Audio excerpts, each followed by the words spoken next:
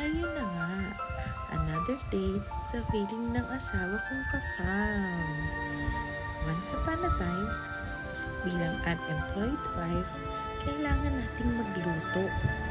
So, ngayon na nga, magpiprito tayo ng baboy. Bago yan, may ininom nga pala ako kanina ko. Baka naman naging jackpot na to at nanalo ako. At ayun nga, ako tayo ng letter C. Tago natin yan, papalit natin sa 7-Eleven para sa isang tumbler.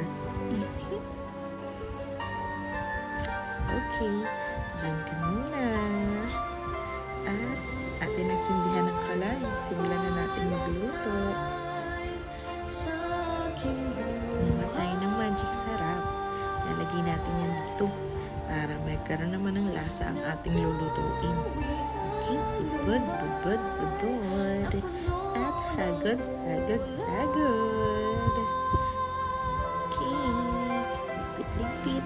Uy, muntik na nasunog ang kawali. Lagyan na natin ito ng mantika. Mukhang kulang pa. Dagdagan pa natin ng kaunti. At, oh my god, ba't di ko mabuksan? Sige na nga, dyan ka na lang. Mamaya ka na lang pagdating ng asawa. Okay, pwede na to. At, ilagyan na natin ang mga baboy. Oops, dahan-dahan. Baka matilamsikan. Patayin mo muna. Ayan, mukha naman hindi siya nasunog. At mukha naman makakain siya. Check nga natin. Oops! Oy! At dahil hindi naman pwedeng isa lang gagawin, kailangan multitasker ka din. At tayo ay maglalaba at the same time. Okay. Ayan nga. Okay. Ikot.